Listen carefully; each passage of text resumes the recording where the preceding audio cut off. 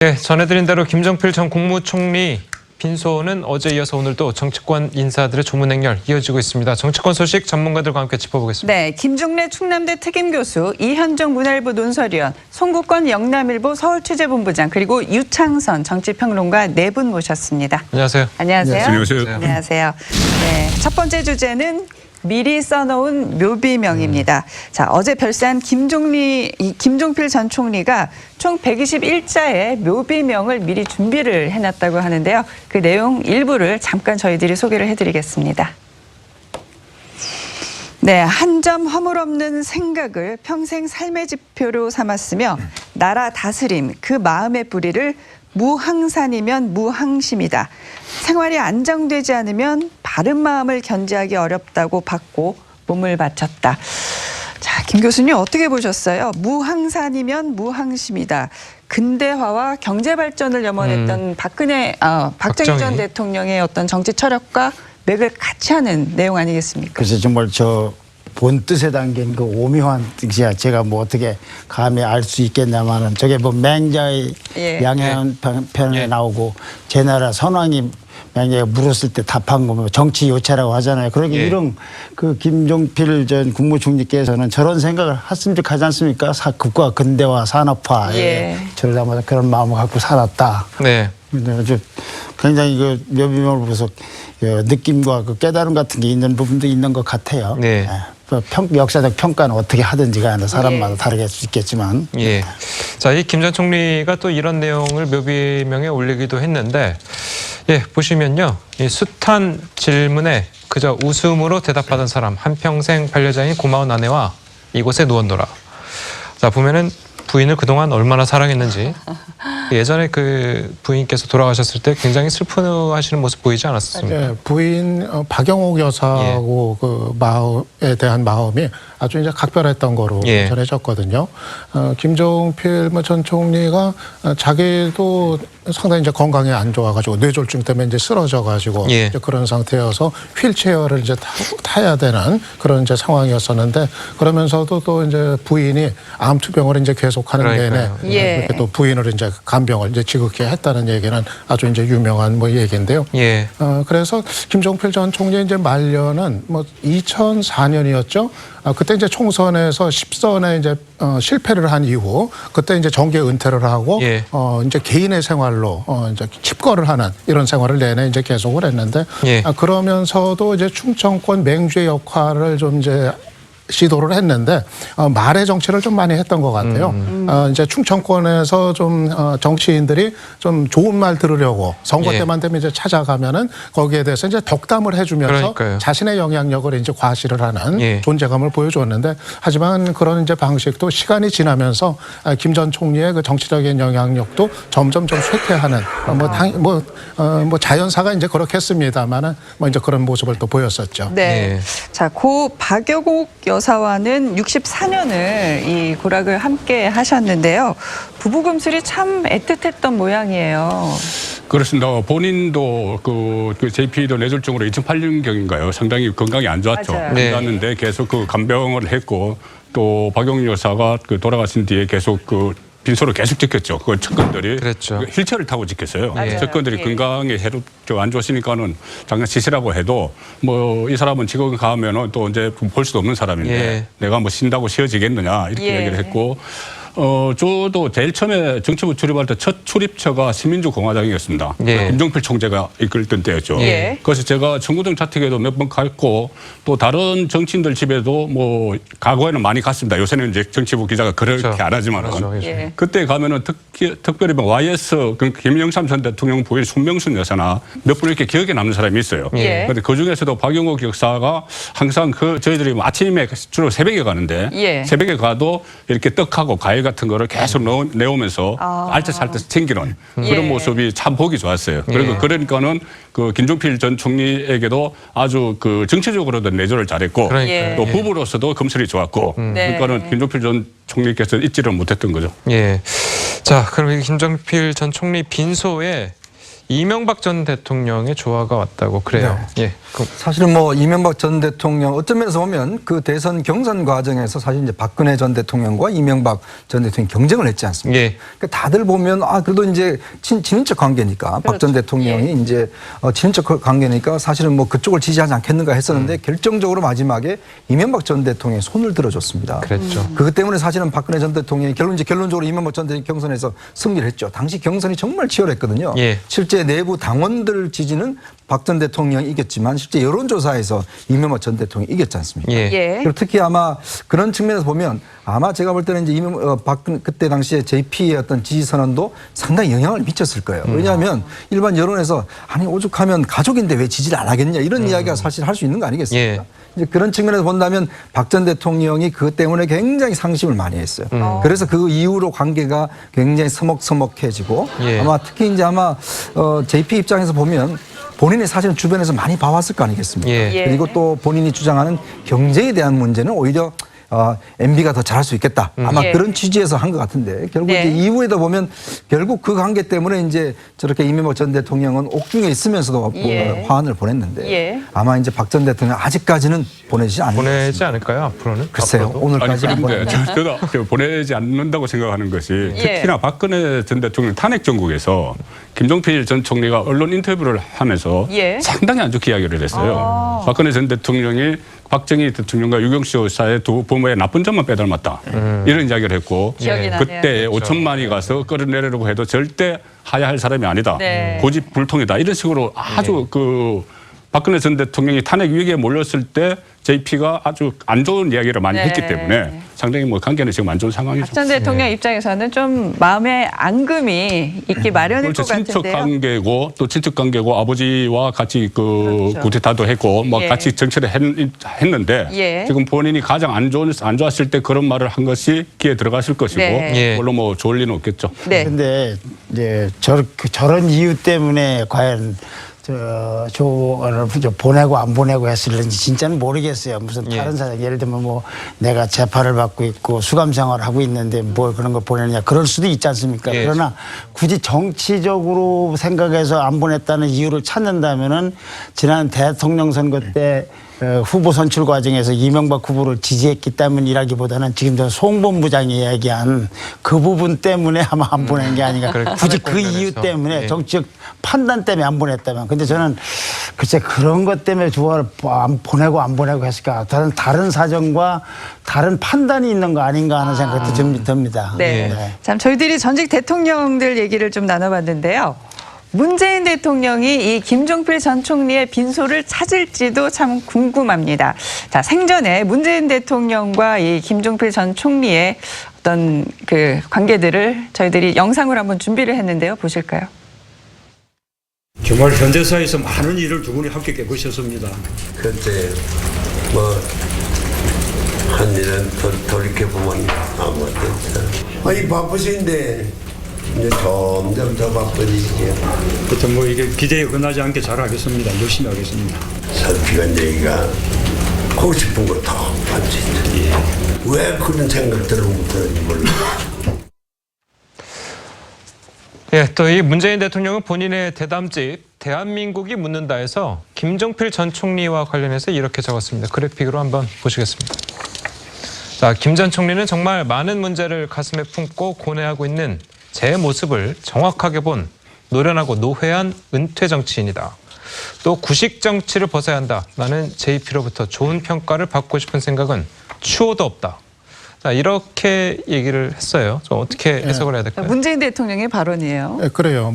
문재인 대통령은 저런 얘기를 했고 또 JP는 문 대통령에 대해서 문 대통령 후보 시절에 예. 역시 또 날선 얘기를 이제 했었거든요. 예. 문재인은 이름 그대로 문제다. 또 이런 얘기를 했어요. 예. 이게 이제 두 사람 사이에 이런 얘기가 사실은 뭐 개인적인 어떤 이제 감정이라기보다는 두 분의 그 정치적인 철학이 이제 근본적으로 다른 데서 오는 서로 간의 어떤 그 평가 평가의 어떤 차이 뭐 이런 거 아니겠나 이제 생각이 들어요. 예. 아무래도 뭐 문 대통령이 가진 정치 철학을 놓고 봤을 때는 예. 물론 JP가 정치적인 어떤 역사 속에서 이제 정치사 속에서 그것도 있지만은 예. 역시 이제 과가 이제 더 큰 거 아니냐.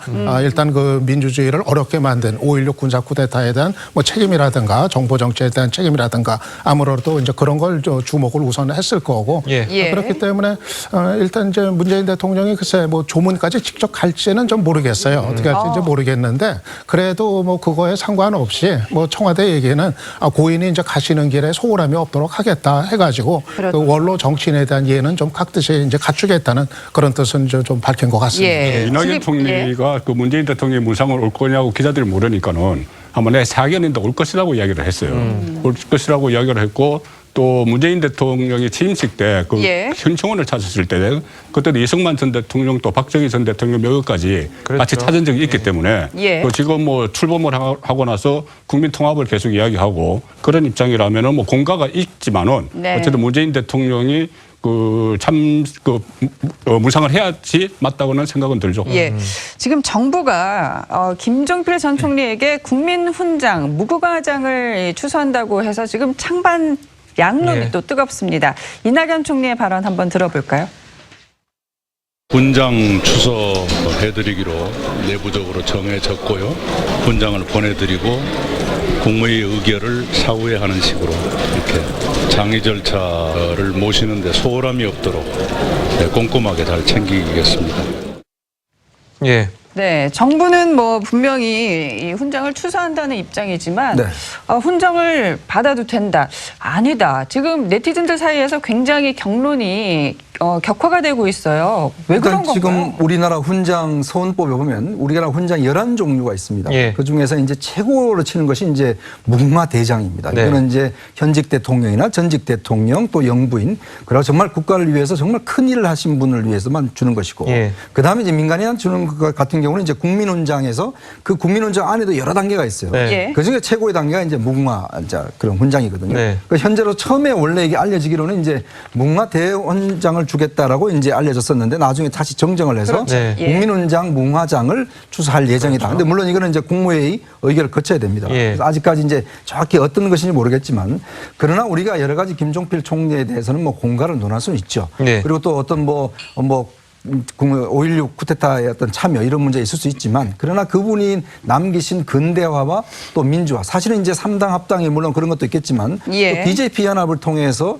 어떤 정권 교체를 이뤄냈고 그게 예. 사실은 어떤 면에서 보면 지금의 문재인 정부가 있을 수 있는 토대가 됐지 않습니까? 예. 그런 측면이 있기 때문에 우리가 훈장이라는 것이 그분의 어떤 흠이 있더라도 전체 국가 발전에 어느 정도 영향이 있는가 이걸 예. 보고 하기 때문에 저는 이런 면은 좀 너그럽게 봐야 된다고 봅니다. 예. 그러니까 이 훈장 수여는 상훈법에 규정이 있고 그 규정에 따라서 하면 되는 것이거든요. 그런데 이 공보다는 과를 이렇게 지적을 하는 사람들이 청와대도 국민청원까지 막 올라가고 있어요. 예. 40건 정도 지금 정오에 40건 예. 정도 벌써 올라갔고 그런데 이것이 최근에 이 국민훈장 무궁화장을 받은 분이 누구냐면은 이석태 변호사입니다. 그 세월호 특별조사위원회 위원장이었죠. 예. 예. 근데 그 이석태 변호사가 세월호 특별조사위원회 활동을 했다는 것으로 무궁화 훈장을 받아도 되느냐 상당히 논란이 있었는데 결국 받았습니다. 받았기 때문에 이것은 어떤 그러니까는 이 국가에 대한 봉사 세월호 조사도 국가에 대한 봉사라고 볼 수 있죠. 큰 틀에서 예. 진실을 규명했으니까는 그렇다면은 민주화 산업화 시대의 공가 이런 것도 같이 국가에 대한 봉사를 했다고 보면은 예. 같이 그런 거 어떤 균형감을 맞추기 위해서라도 이 논란은 크게 확산되지 않았으면 예. 하네요. 네. 아니 김종필 전 총리 정말 우리 한국 정치사에서 풍운하이자 거목인데 이 훈장 논란이라는 게 결국에는 이제 그분의 공을 어떻게 볼 것인가, 과를 어떻게 볼 것인가, 이 두 문제를 어떻게 균형성 있게 볼 것이냐 이 문제인 것 같은데요. 교수님 저는 어떻게 그렇게 봅니다. 보세요? 저렇게 그 훈장 수여에 대해서 반대하는 목소리가 있고 그것이 우리 현실이고 역사이기도 하지만 그래도 아까 앞서 분들이 말씀하신 대로 훈장은 수여하는 것이 온당하지 않는가. 나아가 문재인 대통령도 전 국민의 대통령이고 더군다나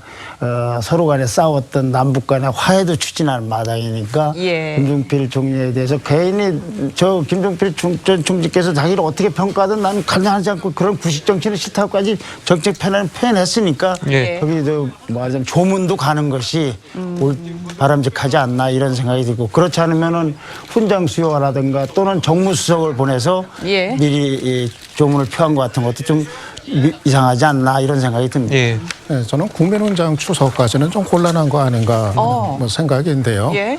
물론 이제 국민통합 차원에서 생각을 하면은 뭐 서로가 이제 정치적인 철학이나 행보가 달랐어도 이렇게 이제 고인에 대해서 그렇게 또 이제 기리는 뜻을 보이는 것도 뭐 좋기는 한데 그런 의미는 분명히 있는데 하지만 또 이제 고인의 공과 과 중에 과 부분이 또 너무 큰 것들이 명백한 것들이 있습니다.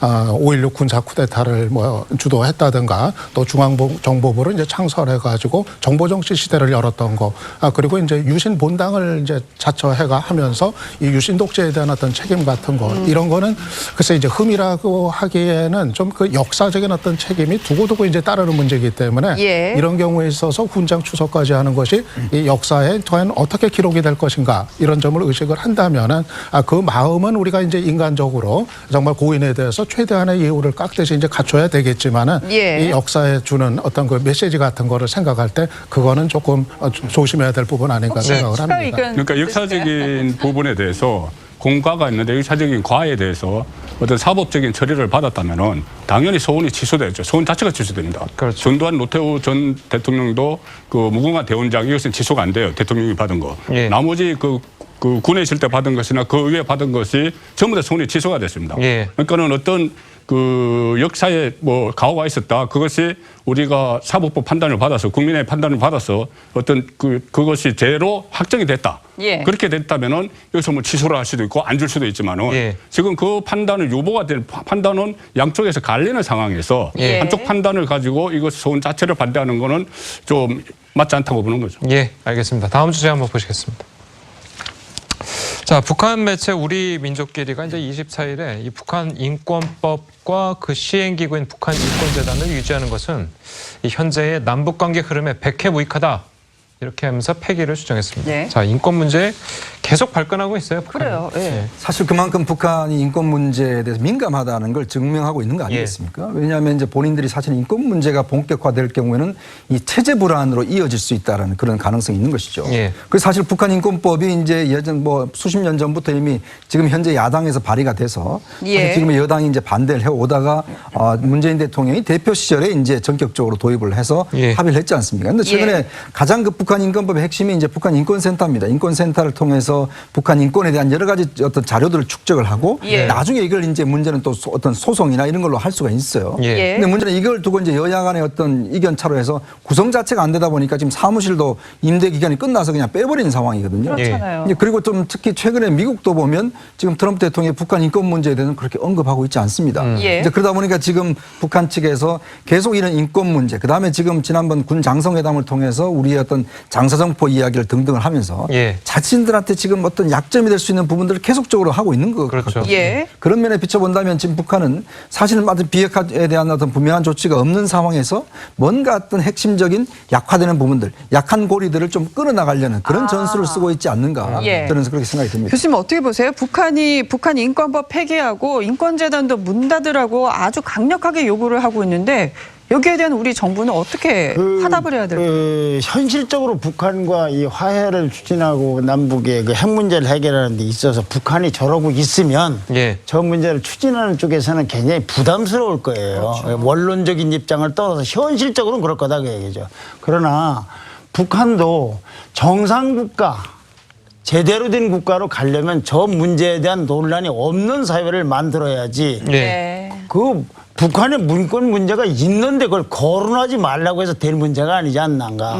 그러나 이 정부가 추진하는 거에 대해서 동의한다면 저런 부분에 대해서 고민이 있고 우리 정부도 굉장한 어려움이 있다. 예. 이런 사실도 좀 이해를 해야 되는 것이 아닌가 싶어요. 예. 북한 쪽에서 여전히 몇몇 부분에 대해서 이제 강경한 목소리가 나오는 거예요. 예. 이거는 뭐 그런데 너무 민감하게 받아들일 필요는 없는 것 같아요. 지금 이제 그런 목소리가 나오는 거는 공식 당국이 아니라 주로 대외 뭐 선전 매체라든가 뭐 이제 선전 기구 이런 데서 나오는 이를테면 좀 이제 비공식적인 이런 이제 얘기들인데 이게 이제 하나는 내부 이제 결속용일 수도 있고 하나는 뭐 전반적으로 좀 이제 길을 좀 세우고 가려는 이런 걸 수도 있겠는데 네. 북한의 인권 문제 같은 경우 결국 이제 때가 문제가 되겠죠. 예. 물론 이제 북한의 인권 문제 해결이 이제 돼야 되는 건데 지금 과연 이제 그거를 거론하는 것이 이제 현명한 때인 건가 이런 문제도 근데 있고. 우리 민족끼리나 이제 뭐 그런 것들 조선중앙통신 이런 거는 이제 그러니까 북한의 기본적인 자신들의 입장을 내보내는 그런 그렇죠. 통로 중 하나거든요. 공식 매체라고 그렇긴 봐야 될것 하지만은 그 무게는 대단히 좀 떨어지죠. 사실은 그 당국의 어떤 그 공식적인 그 입장이라기보다는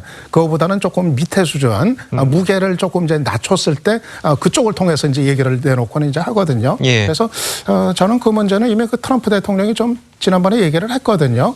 이 핵전쟁을 피하기 위해서 내가 지금 북한의 인권 문제를 거론하지 않고 있는 거다 해가지고 자기가 왜 그걸 거론하지 않고 있는 거에 대한 이유를 좀 설명해서 아마 좀 그런 예. 맥락에서 이해하면 되지 않을까 싶습니다. 북한은 계속해서 이 인권 문제를 거론하고 나올 것으로 예상이 되는데 여기서 가장 중요한 거는 우리 정부가 어떤 확실한 입장과 목표를 가지고 있느냐. 그래야지 저러한 북한의 어떤 주장에도 흔들림 없이 가치 있게 가치를 향하여 가지 않을까 싶은데요. 어떻게 보십니까? 그러니까 지금 자꾸 우리가 이제 이 그 문재인 정부가 북한 인권 문제에 대해서 이제 항상 그런 논리가 내재적 접근이라는 걸 해왔죠. 예. 그 내재적 접근이라는 게 보면 북한 입장에서 북한을 봐야 된다는 뭐 그런 식의 하면서 예. 사실 인권 문제에 대해서는 사실 문재인 대통령 본인 스스로가 인권 변호사 출신 아니겠습니까? 예. 예. 그럼에도 불구하고 북한 인권만큼에 대해서는 사실은 이제 좀 입을 그동안 이야기하지 않아왔던 네. 예. 그리고 지금 탈북자들이 우리나라에 3만 명 이상이 와 있고 또 북한 인권을 위해서 계속 이제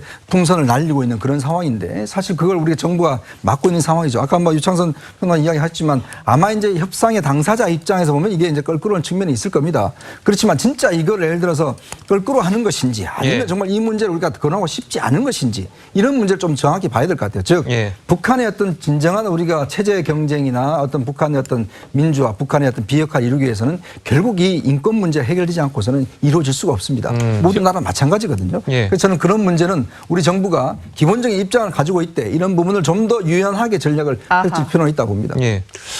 제가 그 참여정부 시절에 청와대 근무했던 그 고위직에 있던 분한테 들어보니까 예. 그때 당시에 문재인 비서실장이 가장 그 관심을 가졌던 게 북한 인권 문제라고 그랬어요. 그 북한 인권 문제가 나오면은 본인의 주장이 완전히 확고하고 뚜렷하게 계속 제기를 했다는 이야기를 제가 들었거든요. 예. 예. 그렇다면은 지금도 그런 기본 원칙은 문재인 대통령이 갖고 계실 것이고 예. 그렇다면 이것을 중간에 한 번씩 이 문제를 제기를 해줘야 됩니다. 그래야지 예. 나중에 협상의 지렛대로 삼을 수가 있어요. 그렇죠. 이 예. 북한 인권 문제는. 예. 그러니까 가령 그 북한 같은 경우 보면 적십자 회담 며칠 전 적십자 회담에서도 8.15 이산가족 상봉을 합의를 하면서도 예. 북한 탈북 그 여종업원 문제를 다시 제기를 했어요. 예. 그것에 딱 걸쳐놨습니다. 예. 그리고 거기에 대해서 우리 쪽에 적십자 회가 어떤 이야기를 했는지 아직 안 나오고 있어요. 일단 북한 쪽에서는 8.15 이산가족 상봉을 합의를 하면서도 탈북 여성 그 종업원 13명을 딱 고려를 걸어놓고 나중에 지렛대로 삼을 수가 있는 것이죠. 예. 그런데 우리 입장에서는 이 회담 분위기를 좀 깨지 않기 위해서 이 인권 문제 자체를 거론하지 않는다는 것은 어떤 문재인 대통령의 기본 원칙에도 맞지 않고 예. 그 협상의 방법에서도 좀 맞지 않다고 보는 거죠. 예. 네. 알겠습니다. 자, 그러면 주제를 국내 정치권으로 한번 바꿔보겠습니다. 예. 자, 다음 주제는 여야 간의 수싸움입니다. 참 좀 정치권 뜨겁고 시끄러운데요. 어떻게 보세요? 지금 더불어민주당이 친문 진영과 이제 비문 진영으로 좀 나뉘는 그런 기류가 감지가 되는데 박원순 시장 그리고 이재명 당선자는 어떠한 행보를 택할까요? 그런데 지금 민주당 안에서 전에처럼 친문 비문 이 구도가 상당히 좀 이제 약화가 됐어요. 왜냐하면 이제는 좀 다 친문이거든요. 사실은. 친문이에요? 문재인 대통령의 그 지지율이 뭐 이제 워낙 높게 계속하니까는 사실 전에 비문을 이제 표방을 하면서 여러 가지 견제를 하고 목소리를 냈던 쪽이 다 사실은 이제 친문화됐다. 그렇게 이제 뭐 좀 보면 될 것 같아요. 예. 그렇기 때문에 지금 그거를 굳이 이제 구분해서 따지는 게 큰 의미는 이제 없어 보이는데 하지만은 또 그동안 이제 문재인 대통령하고 바로 직접적으로 정치를 안 했던 말씀하신 박원순 시장이라든가 이제 이재명 지사 같은 경우 아무래도 이제 차기를 또 내다본다고 하면은 문재인 대통령의 지지층의 마음을 얻는 거 이게 사실은 앞으로 경선까지 예상하면 대단히 중요한 거거든요. 예. 오히려 각을 세우는 것보다 그게 나을까요? 그렇죠. 그러니까 불편한 게 있어도 그동안 이제 참고 가는 모습을 많이 보였어요. 이재명 지사 같은 경우도 그 선거 기간에 해경군 김씨 그것 때문에 사실은 문재인 대통령 쪽에 아주 좀 극단적인 지지층으로부터 공격을 많이 받았거든요. 예. 그런데 거기에 대해서 일체 대꾸를 안 했어요. 예. 전에 같으면 이재명 지사 스타일이 그거 받아가지고 같이 그냥 이제 싸움에 들어갔을 텐데 일체 이제 안 했거든요. 그게 왜냐하면은 결국은 문재인 대통령 지지층 어떤 성격이든 간에 다 고루고루 껴안고 가야겠다. 그래야 앞을 내다볼 수 있다. 좀 이런 분위기는 분명하죠. 예. 저는 유평론가의 견해에 대해서 좀 견해를 달리합니다. 친문과 비문이 존재하느냐 안 하느냐 대립이 있느냐 없느냐는 걸 객관적으로 볼 거냐 주관적으로 볼 거냐의 문제인데 예. 비문 입장에서는 우린 친문 비문 없다고 하면서 친문 쪽으로 다가서려고 하고 특히 문 대통령과의 관계를 좋게 가지려고 할 겁니다. 예. 그거는 이재명 시장도 그럴 것이고 박원순 시장도 그럴 겁니다. 그렇죠. 그러나 친문의 핵심에서 이재명 시장이나 박원순 시장 같은 분들 즉 그 외에도 많은 비문 인사까지도 우리는 좀 원래의 친문과 똑같은 친문이라고 생각을 할 거냐 이 부분에 대해서 저는 견해를 달리하기 그러니까요. 때문에 예. 주어를 관점을 누구로 보느냐에 따라서 친문이 있느냐 없느냐의 변화가 다를 수 있다고 보고 예. 그것이 상징적인 것이 지난번 경기지사 때 해경군 김씨 그러니까요. 사건이라든가 예. 기타 등등 사건에서 친문 진영이 이재명 후보를 과연 우리의 진짜 친문처럼 지지했을까 하는 논란을 이뤘던 것이 아닌가 싶어요. 예. 민주당 내 정치 지형 앞으로 어떻게 전망하세요?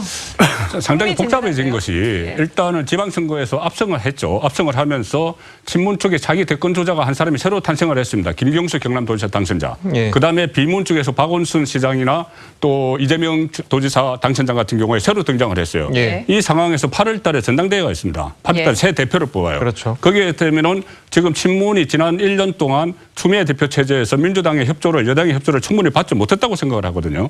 그렇기 때문에 이번에 친문이 아마 주자를 내세워서 당권을 장악을 시도할 가능성이 높은데 예. 이 과정에서 친문과 비문 사이에 또 친문 안에서 새로운 그 어떤 파워 게임이 벌어지는 그런 양상이 지금 예상이 되고 있는 거죠. 예.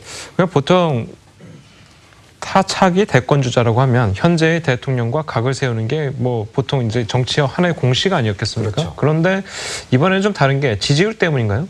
일단 지지율도 있는 것이고 아직까지 확고한 자신의 지지 기반을 확보하지 못한 상황이기 때문에 예. 실제로 지금 뭐 예를 들어서 각을 세웠다가는 바로 예를 들어서 이제 소외될 수밖에 없는 상황 아니겠습니까? 예. 그러니까 어떤 면에서 보면 지금 워낙 이제 문재인 대통령의 지지도가 높기 때문에 그 지지를 좀 타고 올라가야 된다는 이제 그런 생각이 있는 것인데 예. 이것도 어느 특정 시점에 가서는 이제 서서히 예를 들어 문재인 대통령 지지가 떨어진다든지 그렇죠. 네. 그러니까 좀 지지가 이완다 이럴 경우는 이제 그 틈을 파고 들어가겠죠. 아. 그렇지만 현재로 봐서는 아직까지 2020년 총선 전까지만 하더라도 예. 그때까지는 뭐 분화 현상은 현재로서는 아직 가능성 그렇게 크게 보지고 있지 않습니다. 그러니까 전당대회까지는 친문 진영이 힘을 굉장히 받을 근데 것이다. 친문인데 문제는 이제 과연 대통령 입장에서 보면 누가 좋을 것인가. 네. 예를 들어서 대통령 입장에서 보면 같은 친문이지만 좀 불편한 분이 계시거든요. 그렇죠. 예. 네. 예를 들어서 자기보다 좀 더 예를 들어서 정치 경험 많은 사람 이런 사람은 좀 불편할 수가 있거든요. 네. 그러니까 그러면서 본다면 친문이지만 좀 뭔가 비토할 수 있는 사람도 있는 거죠. 그러니까 무조건 친문이라고 되는 건 아닙니다. 알겠습니다. 그런데 이 문재인 대통령이 지난 18일이었죠. 네. 수석 보좌관 회의에서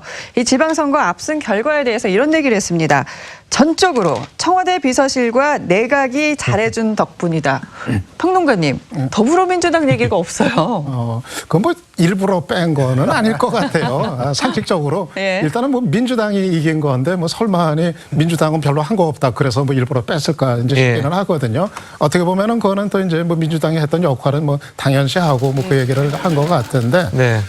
그런데 이제 민주당이 워낙 그 일방적으로 우위를 점하는 정국이 이제 계속이 되니까 차기를 둘러싼 민주당 내의 그 경쟁이 한층 그 뜨거울 것 같아요. 예. 그러다 보니까 이 조기과열 현상도 나타나거든요. 네. 그 지지층 사이에서 벌써부터 뭐 차기는 뭐 김경수다, 뭐 이재명이다, 막 지지층 사이에서 벌써부터 그냥 SNS에서 그냥 서로 싸우는 이런 모습이 나타나는데 사실은 그건 좀 맞는 게 아닌 것 같아요. 지금 문재인 대통령 임기가 얼마나 많이 남았습니까? 예. 그리고 지금 두 사람도 다 단체랑 이번에 당선됐지만 예. 앞으로 하는 거 보고서 평가도 하고 검증도 하고 그런 거 남아 있거든요. 예. 그래서 예. 지금 벌써부터 그 집권당 이제 후보들 지지층이 너무 과열되는 거 이건 좀 국민 눈높이에서 봤을 때도 맞지는 않는 것 같아요. 예. 더 추가하면은 네. 이 이번 지방선거 결과가 이 전국을 관리하고 국가를 경영한다든가 권력을 관리하는 측면에서 볼 때는 너무 많이 이긴 측면이 있어서 그러니까요. 그래서 그런 것이 또 나올 가능성이 있고 그러니까